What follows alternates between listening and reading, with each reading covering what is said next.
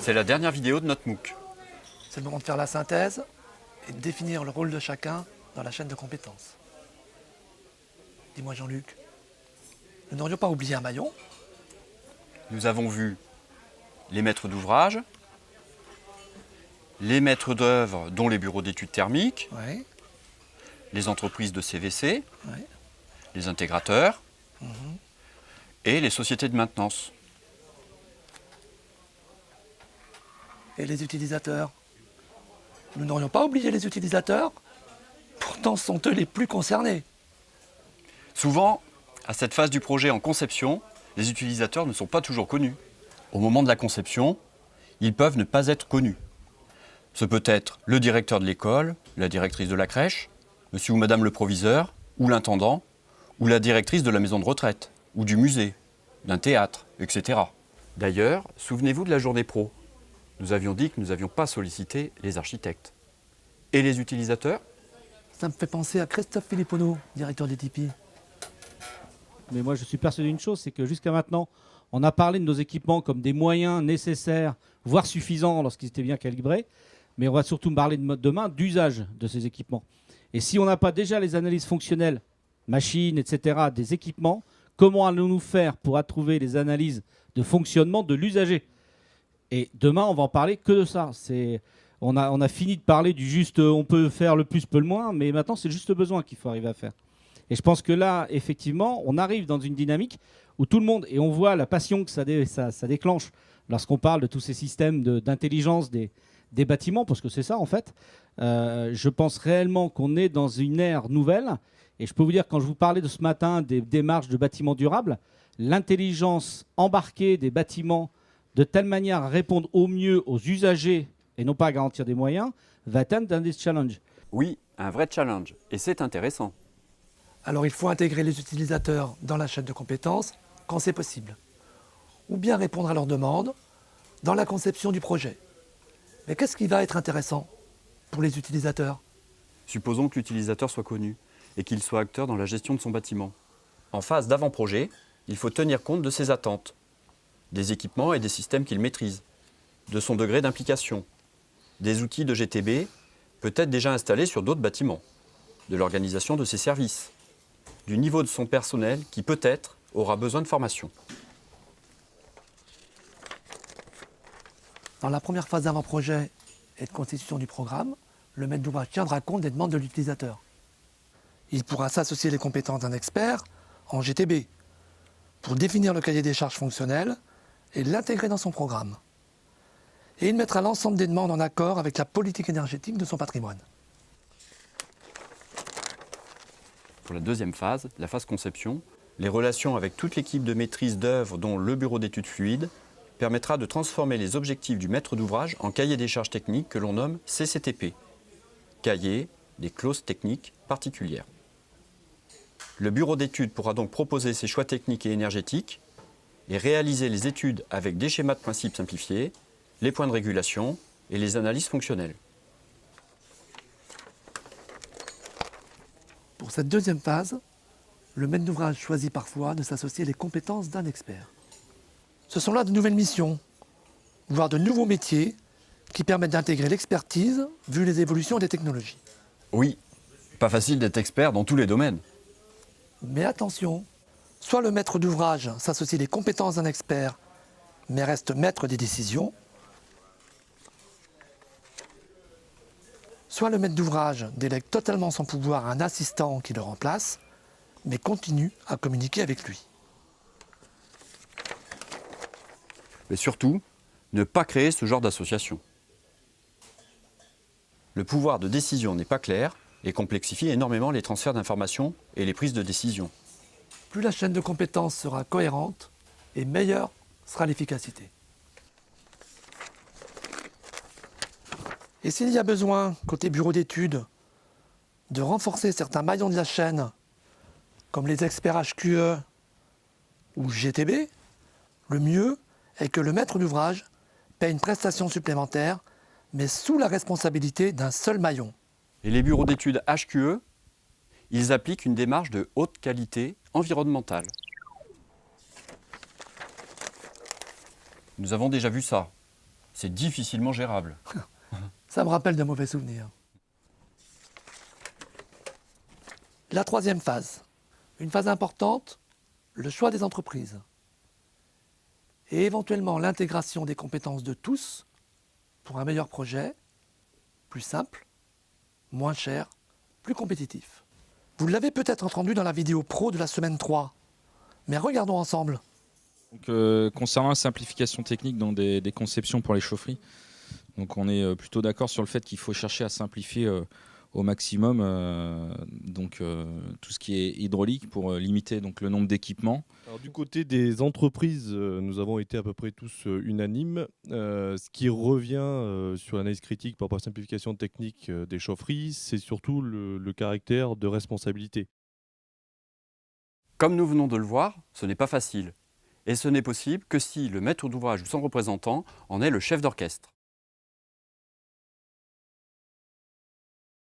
En quatrième phase, pour les travaux, les échanges lors des suivis de chantier, intégrant le moins de maillons possible, permettront les bons transferts d'informations. Et l'intégrateur dans tout ça? L'intégrateur peut être dans un service à l'intérieur de l'entreprise. C'est le cas pour des entreprises de taille importante. Ou c'est une entreprise indépendante qui vient en appui de l'entreprise de CVC. Mais dans tous les cas, l'intégrateur attendra une validation de son analyse fonctionnelle. Souvenez-vous. Ça amène autre chose. C'est que si tout le monde participe à l'analyse fonctionnelle, on peut peut-être aussi la considérer comme validée. Et valider chez nous, les intégrateurs, c'est quelque chose qui n'existe pas. Il y a une question qui manque là, c'est combien vous voyez d'analyse fonctionnelle validée? La réponse est 0, ou très très peu. On ne voit jamais une analyse fonctionnelle validée, même quand on l'a fait, quand on l'envoie, elle ne revient pas. Ça nous amène un problème, c'est la responsabilité de l'installation derrière. C'est autre chose. Après validation de l'analyse fonctionnelle, l'intégrateur développera le programme entre les points d'entrée et de sortie dans l'automate et toutes les configurations permettant une bonne gestion. Le claquage des points consiste à vérifier que le raccordement de chaque point physique est bien le bon.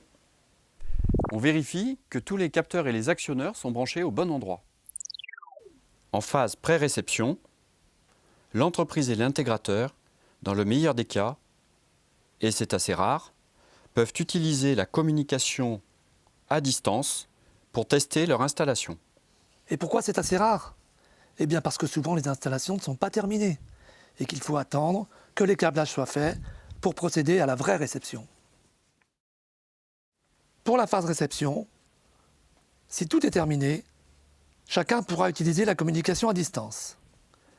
Écoutons Monsieur de Tourbe. Pour la partie réception des travaux, l'ensemble des acteurs pourraient utiliser le système de GTB. Alors ça, c'est ce qu'on voit de plus en plus. On a de plus en plus de maîtrise d'œuvre et de maîtrise d'ouvrage qui réceptionnent avec la GTB. Alors par contre, ce qu'on a... Mais souvent, les choses sont plus précipitées. La réception est faite alors que les installations ne sont pas totalement terminées. Et à la livraison du bâtiment, l'utilisateur se retrouve bien seul avec son installation de GTB. L'intégrateur assistera l'utilisateur pendant une ou deux demi-journées de formation très dense, en général sans la présence de l'entreprise ni de la société de maintenance. Et ces quelques heures de formation ne seront pas suffisantes pour prendre en main l'outil de supervision. L'idéal serait le fonctionnement suivant. Le maître d'ouvrage a intégré un lot séparé pour une période de parfait achèvement de 2 ans. En effet, la réalité montre que les travaux ne sont presque jamais totalement terminés à la livraison du bâtiment. Et le mieux serait que cette mission soit confiée à l'entreprise de CVC, mais sur un marché à part et payée pendant les 2 ans. Cela permettrait à l'entreprise de CVC de mesurer l'importance des bonnes finitions et d'être présente pour les éventuelles modifications à réaliser pendant cette période de parfait achèvement. Et oui, c'est elle qui connaît le mieux le bâtiment. Et le transfert d'informations vers la société de maintenance et l'utilisateur serait facilité. Et si l'entreprise n'a pas les moyens de réaliser en interne, elle pourrait prendre un intervenant extérieur, soit l'intégrateur, soit un expert spécialisé en mise au point des installations. Et quelle serait cette mission pour l'entreprise? Le parfait achèvement. Vérifier que tout ce qui a été prévu dans l'analyse fonctionnelle est bien conforme à la réalité. Il faut reprendre l'analyse fonctionnelle. Prenons par exemple celle des réseaux radiateurs. Il faut contrôler les températures ambiantes par rapport aux consignes, la consigne de départ, le contrôle du bon fonctionnement de la 23 voies pour suivre cette température de départ et les marches arrêt des pompes. Et le mieux, pour vérifier tous ces paramètres, est de tracer des graphes de suivi appelés aussi courbes de suivi. Par exemple, pour le suivi des températures ambiantes, cette courbe. En rouge, la consigne de température ambiante des bureaux. Hors occupation, la consigne est de 16 degrés. Et en occupation, de 19 degrés. Ça va plutôt bien. Mais observons le lundi matin à la relance vers 6 heures que la température ambiante dans les locaux n'est atteinte que vers 13 heures. En vert, la consigne de température de départ vers les radiateurs. En rouge, la température réelle. Observez l'ouverture et la fermeture de la 23 voies pour suivre cette consigne. Vous observez sur la courbe rouge une légère variation autour de la consigne. Mais c'est normal, pas facile de stabiliser. On note aussi fermeture de la 23 voies vers 19 h et une ouverture presque totale à 7 h le matin. La première courbe est facile à lire pour les utilisateurs. Pas besoin d'être expert. Par contre, la seconde demande déjà plus de connaissances techniques. Mais qui va décider du type de courbe à tracer? Il faut déjà enregistrer tous les points dans l'automate pour avoir une bonne base de données, ce qui permettra à l'intégrateur de préparer les courbes de suivi. Le mieux est de préciser ces courbes de suivi dans l'analyse fonctionnelle au fur et à mesure de son écriture. C'est donc le bureau d'études qui pourra intégrer dans l'analyse fonctionnelle les courbes de suivi à prévoir pour un bon fonctionnement. Nous avons intégré cette analyse fonctionnelle dans la pièce jointe à cette vidéo. Et la société de maintenance? Dans cette configuration, la société de maintenance, pendant une période de 2 ans, va travailler en lien étroit avec l'entreprise CVC ou l'expert GTB pour valider les bons fonctionnements et optimiser tous les réglages. Oui, parce que nous voyons souvent cela. Juste après la livraison du bâtiment, la société de maintenance n'a aucun contact avec l'entreprise CVC et reprend seule, avec l'utilisateur, le contrôle de l'installation. Le contrat de maintenance doit clairement expliquer toutes les prestations à réaliser pour valider le bon fonctionnement des installations. Et les courbes de suivi permettront de valider que le confort est bien assuré avec un fonctionnement optimum des installations. Ce fonctionnement ressemble beaucoup à ce qui est défini dans l'organisation du commissioning. Mais c'est du commissioning, mais vu du côté de la performance des installations techniques. Le commissioning, c'est la mission du chef d'orchestre.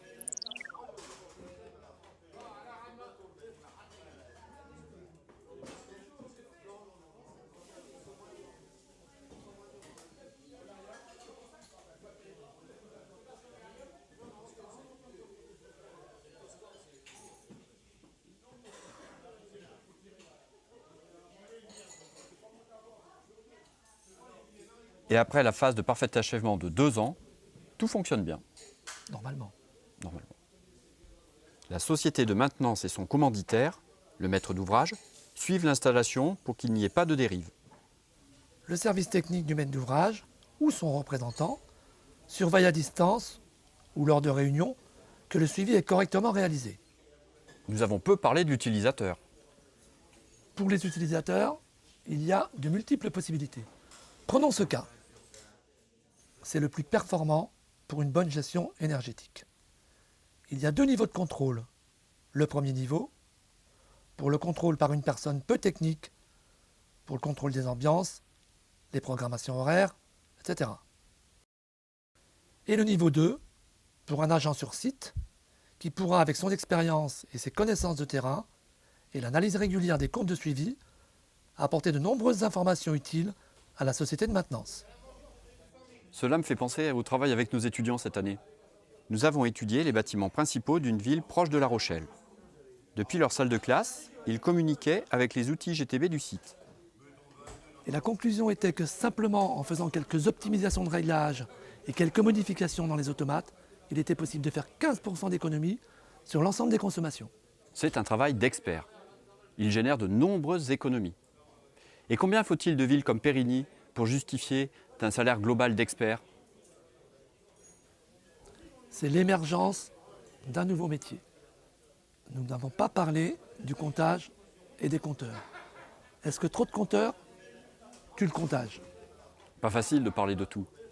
Nous vous proposons d'écouter les propos des différents maillons de la chaîne de compétences lors de la journée professionnelle. Pour optimiser, il faut quand même bien compter. Donc, je ne pense pas que ça tue le comptage. Est-ce qu'il y a des problèmes avec les compteurs? Ce qu'on est tous d'accord autour de la table pour dire, c'est que généralement, la somme des compteurs ne fait pas la consommation globale. Donc, quand on met en route des installations, on met en route tous les compteurs sauf un.